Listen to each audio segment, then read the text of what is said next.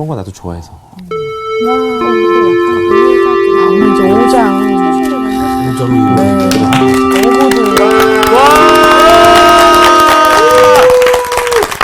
안녕하세요. 안녕하세요. 잘 지내셨어요? 네. 네, 반갑습니다. 네. 자, 오늘도 역시 반장이 복습으로 스타트를 좀. 네, 알겠습니다. 끊어보십시다. 뭐 제가 하죠, 뭐. 네. 내도 먼저 맞는 게 낫다고. 좋은. 일단은 우리 예수님께서 이제 성전에서 성전에서 나오셔서 이제 갈릴리 가버나움이라는 곳으로 네, 가거든요. 가버나움. 이제 예수님의 사역이 시작이 됩니다. 근데 가버나움이 우리가 지명으로 생각할 수 있는데 사실은 지명이 아니고 이제 우리나라로 치면 이제 쓰레기장 네, 뭐 이런 네. 아주 천한 지역 그런 데를 뜻하죠. 그래서 요 지역에 가서 마침 거기에 회당에서 네. 그 귀신 걸린 사람이 귀신 딱 예수님 들린 사람. 어디에 맞아, 걸렸을까요? 들린 사람이 그거 참 되게 들린 사람이 얘기를 하죠. 아, 너 당신 내가 누군지 안다. 왜 여기서 지금 우리를 자꾸 괴롭히냐? 당신 무슨 상관인데? 이러면서 얘기를 하지 않습니까? 네. 근데 회당에서 귀신이 막이 걸린 사람이 있다라는 건 막이 회당이 걸린 회당 사람이 역할을 못 하고 있다는 못하고 거죠. 있다는 뜻이죠. 그렇죠. 그래서 거기서 이제 예수님께서 불안하다. 그러니까 마귀를 갖다가 쫓으시면서 이제 마귀를 나가면서 이제 또 꾸짖으시죠. 막 네. 이렇게 잠잠하라고 얘기를 하죠. 그게 왜 그러냐면 마귀는 예수님의 신성이 드러나야만 그 예수님께서 그렇죠. 대속의 역사를 못 하시기 때문에 그걸 온전히 인간으로 오신 그 신성을 그러니까 인간으로 오신 인간성을 이제 버리고 신성으로 가길 원하는 거죠. 불안하다. 그래야만 대속이 안 되니까. 네. 네. 그러면서 이제 집으로 갑니다. 시몬의 집으로. 네. 시몬의 집에 갔는데 시몬의 장모가 이제 질병에 걸렸죠. 네. 열병에 걸렸죠. 열병에 걸려서 또 그 병에 고쳐요. 근데 이제 소문이 나기 시작한 거예요. 여기서 소문이라는 거는 큰 소리로 사람들이 막 얘기를 떠돌리니까 저녁쯤 되니까 이제 거리로 나가시니까 수많은 사람들이 줄을 예수님한테 섰죠. 병 고침을 받으려고 서 있는 거예요. 또 사람들 또 안수해 주시고 다 쫓아내셨는데 병을 고치셨는데 마귀가 나가면서 계속해가지고 하나님의 아들이다 당신은 그러니까 또 잠잠하라고 얘기를 하시면서 근데 여기서 중요한 건 보세요. 성전에 시작해서 회당으로 가지 않습니까? 네. 회당에서 집으로 가지 않습니까? 집에서 이제 거리로 나가지 않습니까? 이게 뭐 뜻하는 거야? 예수님의 복음은 이제 이방인으로 복음의 그 그쵸, 흐름. 흘러간 거죠. 흐름. 그렇죠. 예수님의 복음은 이렇게 시작이 된다. 근데 라는 걸 진짜 보여주는 거죠. 가버나움을 그렇게 뜻한 게 아니라 진짜 가버나움에 가신 거잖아요. 낮은 곳이라는. 제가 네. 우리 상원 씨 복습을 네. 거의 매주 지금 시키고 네네네. 듣는데 네.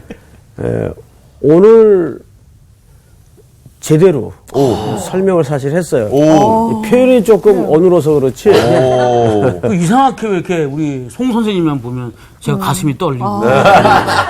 제가 무서워요? 네? 무서워요? 너무 사랑했어. 너무 사랑했어. 설명을 잘했어요. 근데 이제 귀신이 걸렸다든지 이런 좀 마귀가 그 어색한 표현들이 문제지. 그리고 한 가지 딱 제가 지적하려고 했는데 네. 지적보다는 수정을 하려고 했는데 네. 그거를 우리 수희 학생이 먼저 건드렸어요. 네. 가버나움은 지명이 아니고 그랬는데 지명 맞아요. 지명이었습니까? 지명이 지난주엔 제가 거기에 굉장히 그래서 가버나움이라는 영화도 얘기하시면서 아니 그러니까 그 다른 수업 듣고 온 영화에서 그렇게 의미로 사용했다는 거죠. 잘못했습니다. 네. 내가 언제 가버나움이 지명이 아니라고 했어요. 하지도 않은 얘기를 저렇게.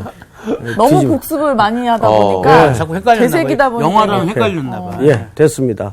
아니, 잘하셨어요. 우리 박수 한번 합시다. 훌륭해. 오늘 수업 누가복음 13강 사람을 낚는 어부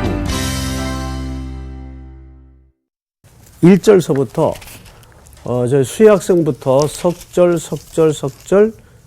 사훈 씨가 2절 이렇게 읽읍시다. 네. 무리가 몰려와서 하나님의 말씀을 들을새 예수는 게네사렛 호숫가에 서서 호숫가에 배 2척이 있는 것을 보시니 어부들은 배에서 나와서 그물을 씻는지라. 예수께서 한 배에 오르시니 그 배는 시몬의 배라. 육지에서 조금 떼기를 청하시고 앉으사 배에서 무리를 가르치시더니 말씀을 마치시고 시몬에게 이르시되 깊은 데로 가서 그물을 내려 고기를 잡으라. 시몬이 대답하여 이르되 선생님 우리들이 밤이 새도록 수고하였으되 잡은 것이 없지만은 말씀에 의지하여 내가 그물을 내리리이다 하고 그렇게 하니 고기를 잡은 것이 힘이 많아 그물이 찢어지는지라.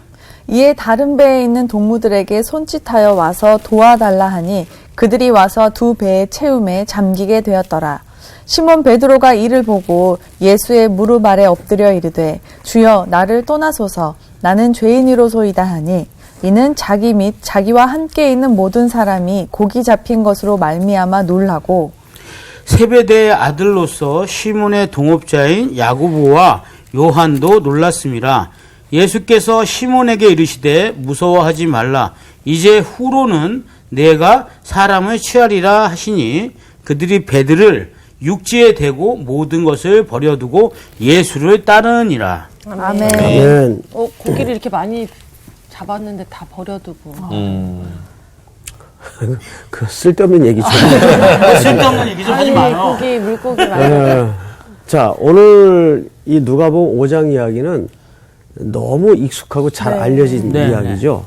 그래서 항상 뭔가를 우리가 특별히 말씀을 배울 때는 과거에 들었던 말씀을 이렇게 되새기는 시간이기보다는 오늘 이 시간에 새롭게 내게 주시는 음성이 어떤 의미일까에 더 집중하는 시간이 좀 되었으면 좋겠어요. 항상 우리가 성경 해석에 어쩌면 방해되는 게 항상 선입관, 또 고정관념, 편견 이런 것들이 오늘 내게 성령께서 주시는 음성을 가로막을 때가 있어요. 그래서 항상 우리 성서학당 학생이든지 또 우리 CBS 성서학당 시청자 모든 분들은 저 말씀 내가 잘 아는데 이런 내용이지. 물론 그것도 이해하는 데 도움이 되겠지만 더 중요한 것은 이 시간 내게 이 말씀이 어떤 의미를 던져줄까, 어떤 가르침을 주실까, 그 설렘과 기대감으로 말씀을 좀 살펴봤으면 좋겠어요. 네. 자, 이제 1절부터 좀 볼까요? 무리가 몰려와서 하나님의 말씀을 들을새 예수는 게네사렛 호숫가에 서서 이렇게 돼 있어요. 여기 게네사렛 이렇게 돼 있죠. 네. 근데 이 말은 이건 지명 이름이지 호수 이름은 아니에요.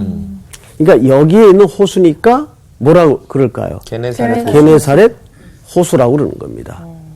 무슨 말인지 알겠죠? 네. 자, 예를 들어서 제가 심호하는 3일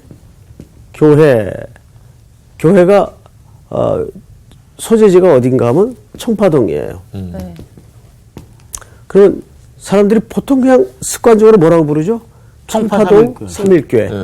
또는 서울에 있으니까 삼일교회가 전국에 많아요. 그냥 서울 삼일교회. 근데 교회 이름이 서울 삼일교회는 아니라고요. 네, 그냥 네, 네. 삼일교회지. 예, 무슨 말인지 알겠죠? 네. 그러니까 게네사렛 호수도 호수 이름이 아니고 게네사렛에 있는 호수라는 뜻입니다. 자, 그런데 이 수치를 기억하세요. 너비가 13km. 13kg요? 네. 그리고 길이가 23km예요. 이야. 호수야, 바다. 그러니까. 그래서 바다라는 표현도 쓰죠. 바다. 이렇게 큰 호수. 여러분들 가운데 제일 큰 호수 본 기억이 어느 게 제일 컸어요? 캐나다의 그 루이스 호수. 캐나다에 큰 호수 있습니다. 예, 그 호수도 있고 제가 본 호수 가운데에는 시카고의 그 호수가 바다 같아요. 진짜 호수가 얼마나 큰지 끝이 안 보여요. 네, 네. 그게 뭐 바다죠, 뭐 그냥. 예.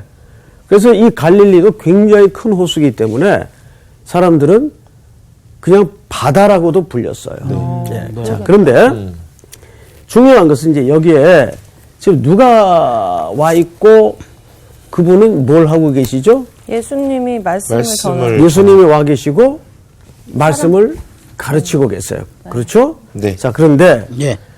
호숫가에 배 두 척이 있는 것을 보시니 어부들은 배에서 나와서 그물을 씻는지라.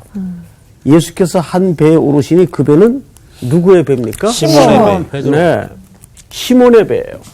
시몬은 누구죠? 베드로. 베드로. 마음이 급하니까 이 글자 한 자는 빼먹고 시몬, 베드로. 이 베드로의 배예요. 시몬은 베드로의 옛 이름이죠. 자, 우리는 성경을 쭉 읽다가 흐름을 따라 읽다가 예수님이 누가복음 5장에서 베드로를 처음 부르시는 것처럼 오해를 할 수가 있어요.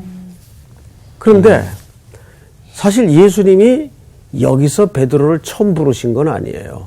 누가 마태복음 4장을 좀 열어주세요. 네. 마태복음 4장을 열어서 18절부터 18절이요. 예, 좀 읽읍시다. 네. 갈릴리 해변에 다니시다가 두 형제 곧 베드로라 하는 시몬과 그의 형제 안드레가 바다에 그물 던지는 것을 보시니 그들은 어부라. 말씀하시되 나를 따라오라. 내가 너희를 사람을 낚는 어부가 되게 하리라 하시니 그들이 곧 그물을 버려두고 예수를 따르니라. 네.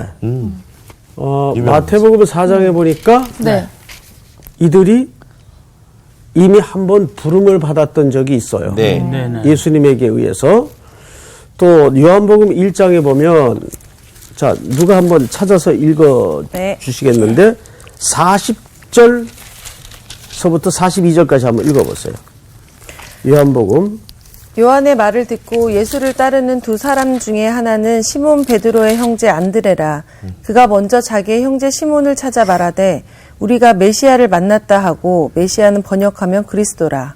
데리고 예수께로 오니 예수께서 보시고 이르시되 내가 요한의 아들 시몬이니 장차 게바라 하리라 하시니라. 게바는 번역하면 베드로라. 네. 이 마태복음 거야? 뭐라고요? 몇 번을 만나서 이렇게 간 거예요? 자, 사복음서 기자는 살짝 시간 차이가 있지만 마태복음 4장의 만남과 요한복음 1장의 만남은 같은 만남으로 이해하는 게 맞습니다. 근데 표현의 방식은 틀리죠. 네.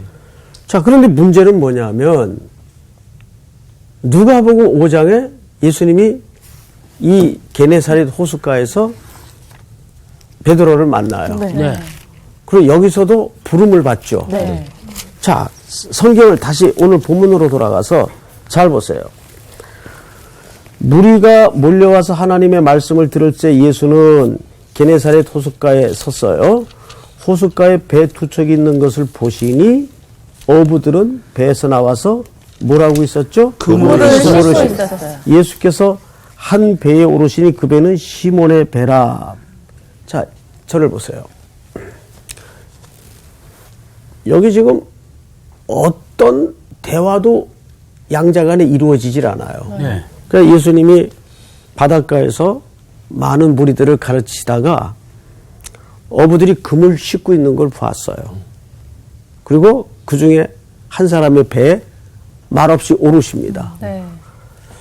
가능해요. 그 남의 배인데. 그 누구 배죠? 시몬. 베드로. 베드로.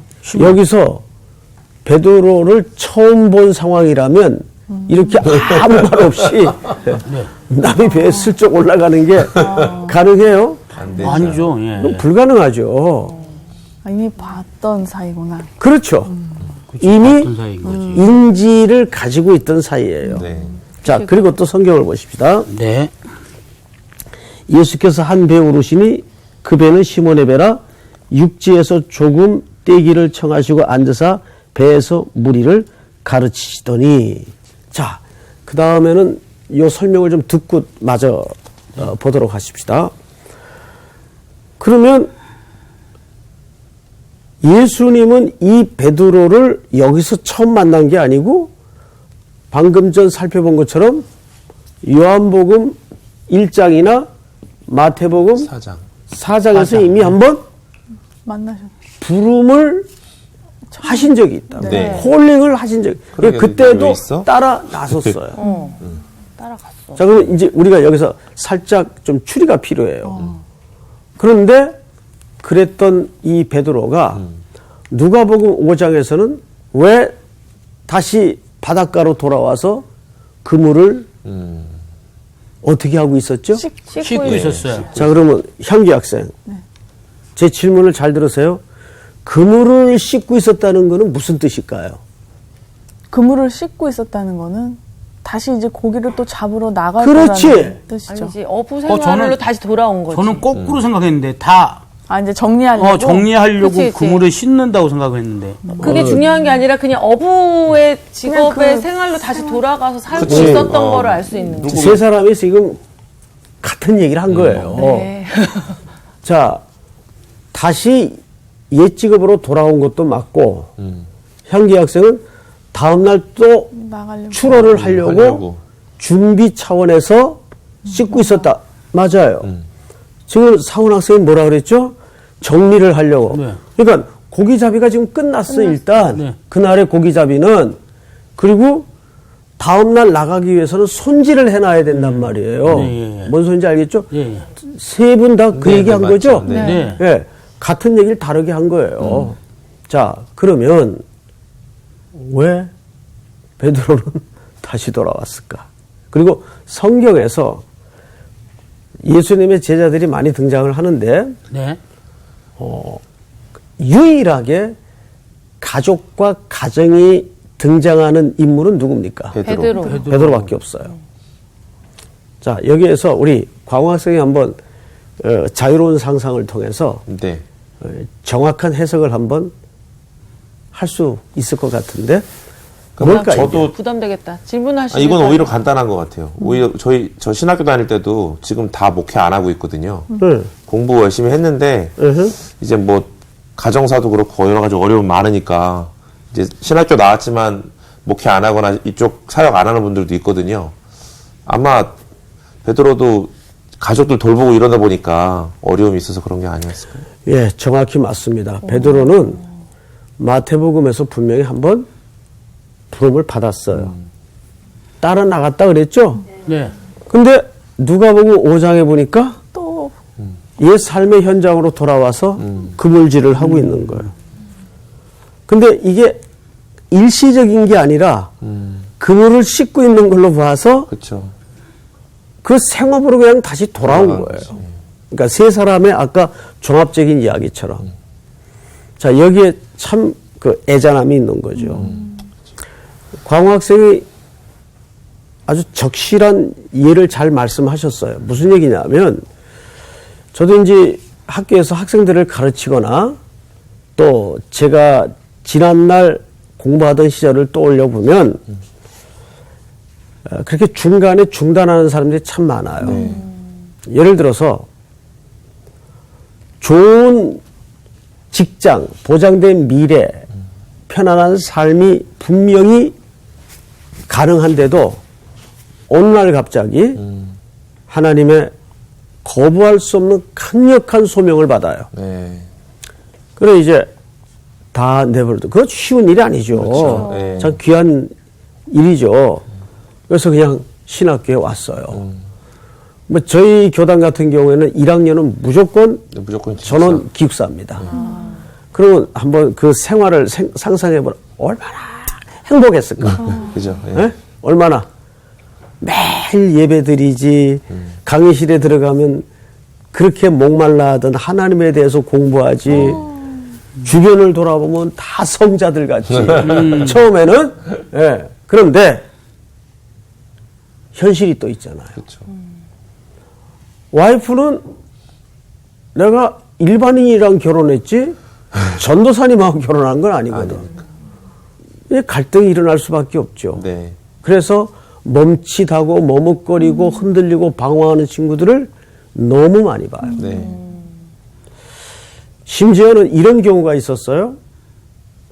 자기는 선교사로 부름받은 게 너무 확고해. 그런데 아내는 아니야. 전혀 아니야. 그럴 수 있지. 제 주변에도 많아요. 많죠? 네. 그럼 뭐라고 얘기를 해줘요? 뭐라고 얘기를 해야 돼요? 저는 진짜 그런 상담을 너무 많이 받아요. 제자들한테. 어떻게 해야 됩니까? 심지어는 이혼까지도 고려하는 친구들이 있어요. 너무 이게 다르니까. 그래서 저는 절대 이렇게 얘기를 하죠. 이 아내도 하나님이 내게 짝지어준 배필이다. 서로 지금은 가는 길에 대해서 상충이 되고 충돌이 되고 이해가 안 되지만 내게 허락한 선교의 비전이 분명 하나님의 뜻이라면 이 아내가 언젠가는 동의할 시간과 타이밍이 올 것이다. 네. 그때까지 네 의무는 맞습니다. 기다려주는 거다. 그거를 우격다짐으로 따라와 안 돼요. 네. 그럴 수가 없어요. 네.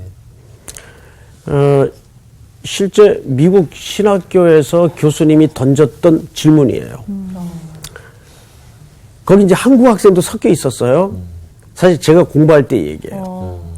던진 주제가 뭐냐면 만약에 네. 네게 선교의 비전을 주셨는데 지금처럼 아내가 전혀 동의하지 않을 때 어떡하겠냐. 한국 학생들의 대답과 미국 학생들의 대답이 다르겠죠. 어떻게 다를까? 예상돼. 우리 향기 학생 한번 어떻게 대답해봐. 다를까? 네? 어떻게 다를까? 예, 분명히 달랐어요. 어떻게 달랐을 것 한국은 같아요? 무조건 간다고 했을 것 같아요. 하나님한테 어떻게든 기도를 해서 내가 그걸 죽어도 빨리 이루게 빨리 나는 가겠다. 그리고 미국 학생들은 좀 기도하면서 기다려 보겠다. 약간 이렇게 하지 않았을까요? 예. 약간 한국은 약간 가부장적이니까 그리고 또 좀 뭔가 빨리 해야 확 되는. 땡겨 갈 가부장적이기도 하지만 예. 더 중요한 한국 학생들의 그 신학적이나 신앙적 스타일이 그냥 밀어붙여. 본토 친척 아버지를 떠나듯이 살아도 사는 게 주님을 위해서 네. 주님을 위해서 가정을 포기하고라도 간다. 주님이 부르신 길이기 때문에 이런 대답이 굉장히 많았어요. 네. 이제 그 대답을 듣고 미국 학생들이 충격을 받는 거죠. 그렇죠. 충격을. 나는 하나님이 나에게 허락한 가정도 소중하다. 네. 그래서 이 가정이 합의될 때까지는 절대 떠나지 않는다. 그게 맞는 것 같아. 맞는 거지. 맞다 틀리다의 문제보다도 그래. 이거는 색깔의 문제 같아요. 생각이 완전 예. 다른. 지금 베드로도 사실 그 딜레마에 빠져 있어요. 그러니까 중요한 것은 누가복음 오늘 본문 5장이 첫 번째 부르신 장면이 아니란 얘기예요. 아니다. 예. 이미 요한복음이나 마태복음 4장에 가장에서 앞서 한 번의 콜링이 있었던 것이 확인됐죠. 네. 그리고 이제 오늘 예수님께서 그 제자를 찾아오신 거예요. 바닷가로. 이해가 돼. 이해가 되죠? 아니 그리고 또 막 메시아 막 왕으로 오셨어 이러고 따라가 보니까 막 고향 가니까 엄청 배척받고 인정도 못 받고 내가 여기를 왜 따라다니나 막 이런 생각했을 것 같아요. 아직 고향까지는 안 가고 안 갔었어요? 네. 그런 상황들. 그런 상황들이 당연히 펼쳐지겠죠. 네. 그런데 더 재밌는 거는 베드로는 3번 부름을 받아요. 또? 아유. 그 3이란 숫자랑 뭔가 언제 부인하고 나서 예수를 부인하고 그렇죠. 나서 다시. 다시 바닷가로 돌아가잖아요. 물고기 참 좋아하는 것 같아. 자기가 평생 살아냈던 삶의 현장이 바닷가이기 때문에 네. 이 바닷가의 삶을 떨쳐낼 수가 없었겠죠. 네. 거기는 또 단순한 추억뿐만 아니라 네. 자기의 생계가 그렇죠. 이루어졌던 현장이기 때문에 그건 어쩌면 당연한 거예요. 네. 예. 결국 평생을 걸쳐서 베드로는 몇 번 부름을 받죠? 3번. 3번 소명을 받아요. 근데 첫 번째 만남 속에서 예수님이 베드로를 봤을 때 하셨던 말씀이 뭐예요? 아까 요한복음 1장에서. 사람 낚는 어부가 되게. 아니죠. 아니에요? 요한복음 1장 누가 읽었어요, 아까? 요한복음 제가 읽었네요. 수혜학생이 읽었잖아요. 네. 다시 읽어보세요, 그 부분을. 이름을 바꾸셨네. 자, 1장. 요한의 40절 말을 서부터. 듣고 예수를 따르는 두 사람 중 하나는 시몬 베드로의 형제 안드레라. 그가 먼저 자기의 형제 시몬을 찾아 말하되 우리가 메시아를 만났다 하고 데리고 예수께로 오니 예수께서 보시고 이르시되 내가 요한의 아들 시몬이니 장차 게바라 하리라 하시니라. 자, 거기까지. 거기서 뭐라 그랬어요?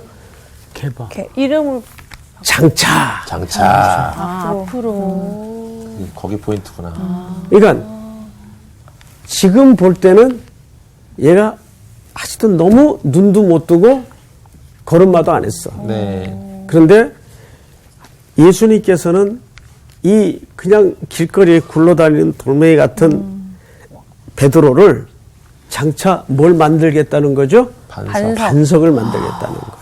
그러니까 3번씩 주림을 떠났어도 스승은 사랑의 추적자가 되어서 포기하지 찾아가는 않으셔. 거죠. 네. 네. 자, 그런데 여기 더 가슴찡한 이제 대화가 이루어집니다. 본문 열어주세요. 네.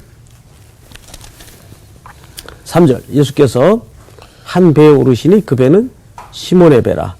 육지에서 조금 떼기를 청하시고 앉으사 배에서 무리를 가르치시더니, 여기 앉으사라는 말은 그냥 이제 가르치려고 이제 이렇게 자리를 잡으시는 그냥 자리를 잡았다 그 뜻이 아니에요. 아니에요.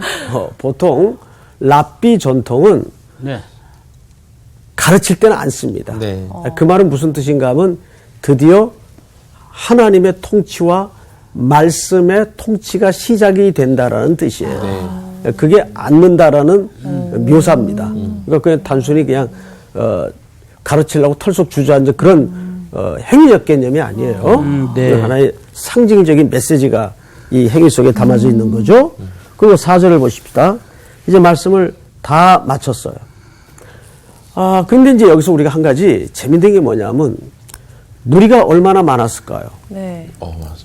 근데 그때는 마이크가 없어. 무슨 마이크도 없고 네. 어떡하죠? 육성으로만 순전히 전달이 돼야 돼요. 근데 이 자연의 원리와 자연의 질서와 자연의 생리는 누가 창조하신 겁니까? 예수님. 하나님. 예수님과 하나님과 하나님이. 성령님이 네. 세 분의 공동 합작품이에요. 네. 그러니까 바람의 길을 알고 물의 흐름을 알고 또 이 우주의 원리를 창조하신 분들이 삼위 하나님이에요. 바다의 배를 조금 떼기를 원했어요. 자, 이게 이제 내 그림 솜씨가 없어서한데 이게 바다라면 여기가 이제 육지라고 합시다. 네. 배를 조금 뗐어요. 네. 이렇게. 그리고 무리는 아무래도 배 그거 다 태웠을 리는 없고 무리는 여기 이렇게 이제 앉았겠죠? 네. 예. 그리고 배에서 말씀을 앉아가지고 말씀을 하시는 거예요. 제가 우연히 친구 이삿짐 날라주러 갔다가 학교 때 일찍 결혼한 친구가 있었어요. 그때는 그래도 낭만이 있어서 친구 이사한다 옛날에 그러면 맞아. 네. 찾아가서 가서 다 도와주고 그랬어요. 맞아요. 요즘은 어림도 없지만. 근데 거기가 어디였는가 하면 벽제 지나서 혹시 대자리라는 데 아세요? 대자리? 대자리. 그런 데가 있어요. 그 마을이 지금도 있는지 모르겠는데 대자리. 거기 가면 호수가 있어요.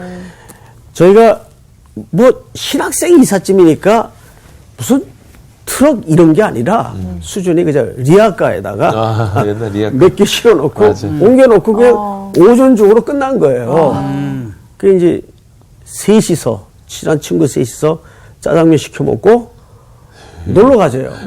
그 자기 그 근처에 호수가 있다고 호수에 갔더니 이 대자리에 진짜 그런 아름다운 호수가 있는지 몰랐어요. 근데 여기 그 배 주인 한 분이 배에서 뭘 이렇게 하고 있더라고요. 그래서 가서 보니까 배를 좀 타고 싶은 마음이 들었어요. 그 배를 좀 타도 되냐 그랬더니 손톱 타라 그러더라고요. 근데 이제 그 이사한 친구는 안 탔어요. 네. 그 저 둘하고 그 배 주인하고 배에서 조금 가다가 바로 이 본문 생각이 나서 오. 실험을 한 거예요. 배를 멀찍이 띄워놓고 땅에 앉아 있는 친구를 향해서 얘기를 한 거예요. 그랬더니 그게 무슨 원리인지는 모르겠는데 너무 선명하게 명료하게 소리가 들리는 거예요. 물가시 맞아 그런 거 있어. 진짜예요. 어. 안 믿어지면 가서 한번 해보세요. 믿어집니다. 네, 믿어집니다. 네. 이게 꽤 먼 거리인데도 명료하게 들려요. 네, 네. 물에서 얘기할 때 신기하다. 땅을 향해서. 그래서 깜짝 놀랐어요. 그 그러니까- 상황에 성경 말씀 생각난 게 더 깜짝 놀랐어요. 뭐라고? 네. 역시 목사님. 수업 끝나고 교무실로 좀 혼났어. 그러니까 예수님께서는 이 자연의 질서와 원리를 창조하신 분이고 얼마나 잘 알겠어요. 와, 이 마이크 하나 없던 시대에 저렇게 배에 타서 그 많은 청중을 향해서 말씀을 그런 원리로 가르치신 겁니다. 네, 네. 자, 그런데 성경을 좀 보십시다.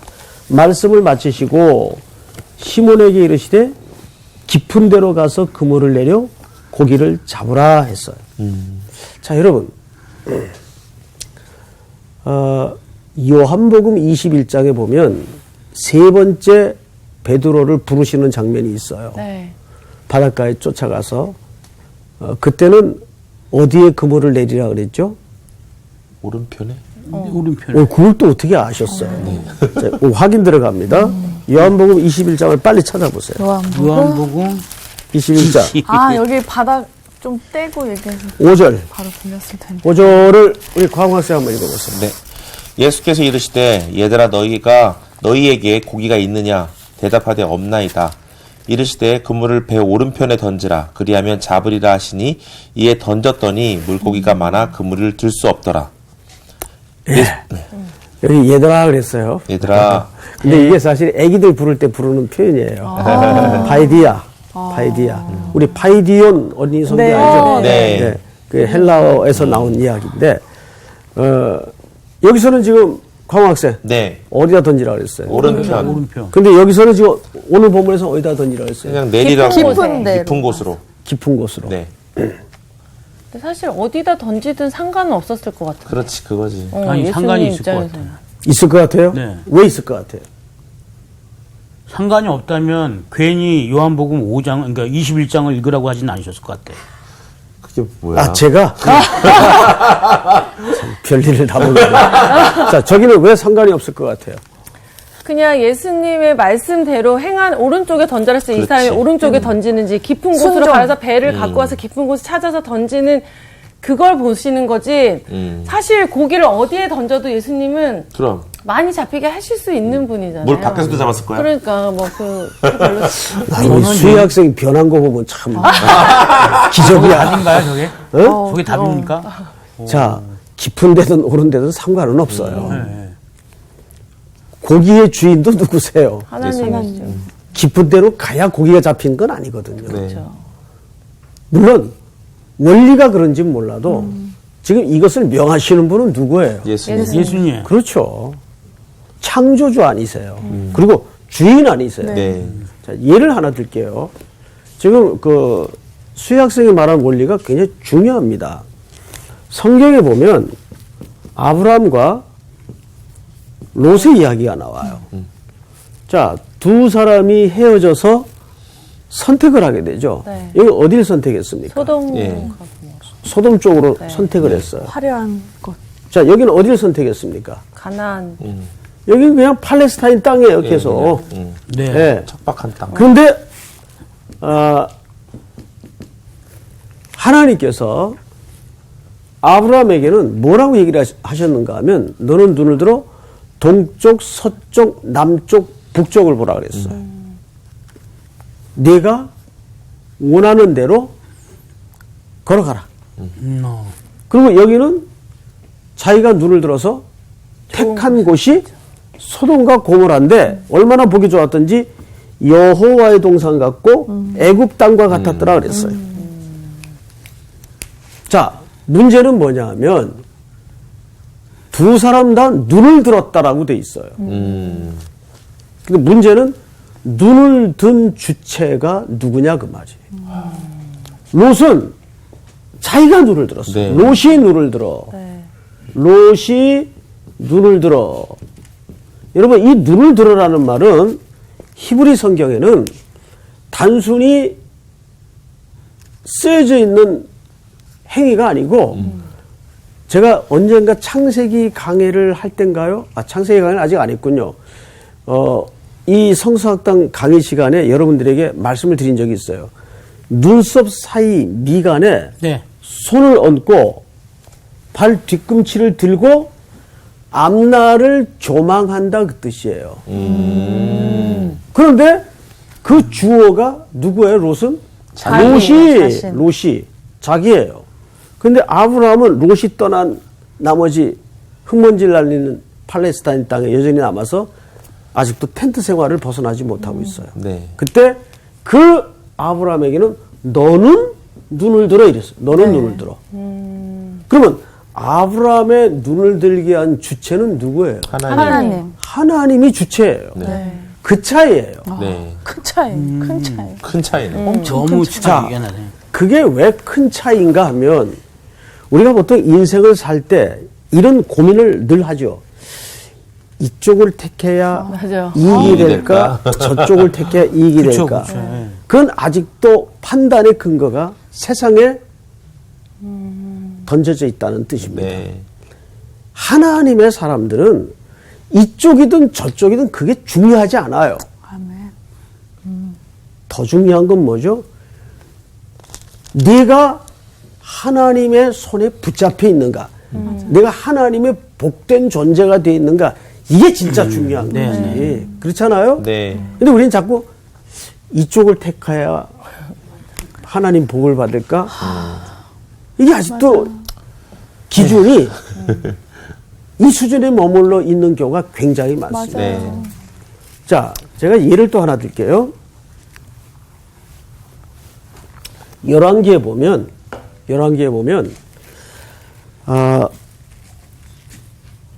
아합왕이 등장을 하죠. 아합. 네. 아합이 등장을 하는데 미가야라는 선지자가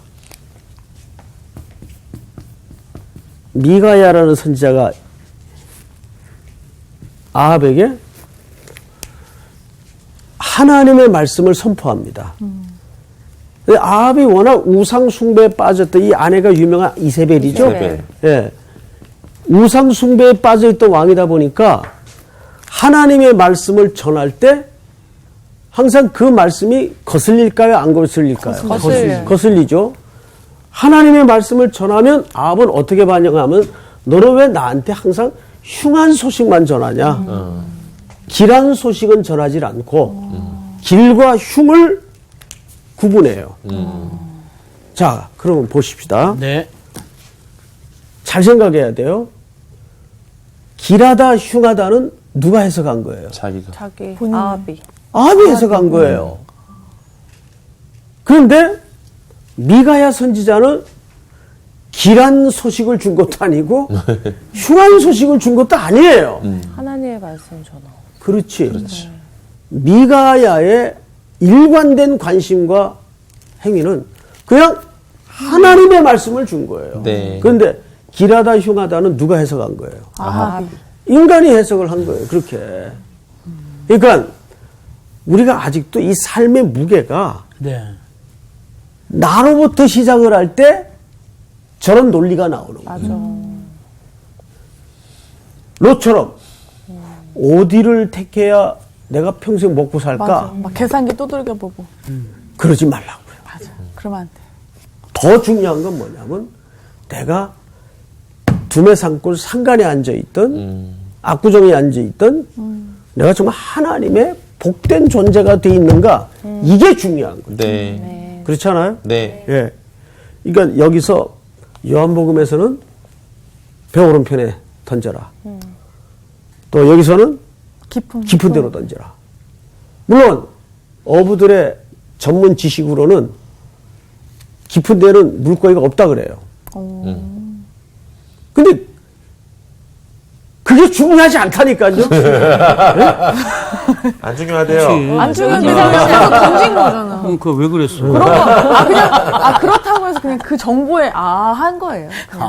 그게 중요하지 않다고. 그러니까 자꾸 이 정보 가지고 맞아요. 아까 말씀하신 그 계산기 두들기고 이러지 마시라고. 아무 소용없어. 그거보다 아무 소용없어.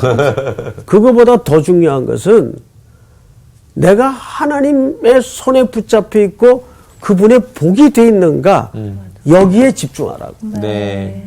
오늘 공부는 여기까지. 뭔가 더 듣고 싶어. 그러니까 더 듣고 싶어. 감사합니다. 아유, 늘 이 눈이 문제네. 이 눈이 문제야. 내가 들으면 안 돼. 맞아.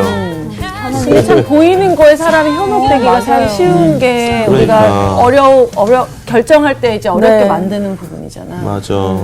그리고 또 이제 그럴 때 하나님한테 그럼 이제 정신 차리고 하나님 제가 어디로 가야 할까 기도는 하지만 막 급한 마음에 빨리 결정이 됐으면 좋겠는 맞아, 마음에 맞아. 두 가지 중에 하나를 선택했는데 뭐를 선택해야 잘 모를 때는 자기한테 조금 더 안 좋은 거를 선택하라고. 맞아요. 맞아. 그랬어요. 그게 더 유익하다고. 거기에 어떻게 보면 내 욕심이 빠져 있는 그치. 데니까. 그리고 그때 그런 얘기 했어요. 이게 사람을 살리는 일이냐 아니냐. 그렇죠. 그래서 살리는 일 쪽을 택하라. 맞아. 이런 쪽을 많이 얘기했어요. 그렇게 알고 있으나 우리가 그렇게 맞아. 하고 있는지를 좀 점검해보면서 네, 맞아. 한 주를 또 살아보는 네, 게 좋을 우리 것 같아요. 하나님이 눈을 들으라고 하는 곳을 바라보면서 그러니까. 이번 주 퀴즈입니다. 스가랴 4장에 나온 두 감람나무는 무엇을 의미할까요? 1. 기름 부음 받은 자. 2. 다림줄. 3. 성전 재건. 정답을 아시는 분은 CBS 성서학당 홈페이지에 정답을 올려주시거나 우편으로 보내주시면 됩니다. 선정되신 분들에게는 대한성서공회에서 성경 통독을 위한 최고의 자습서 성경 2.0 세상을 바꾸는 복음 매거진 크리스채너티 투데이 1년 정기 구독권 성서학당 선생님들의 저서 중 하나를 드립니다.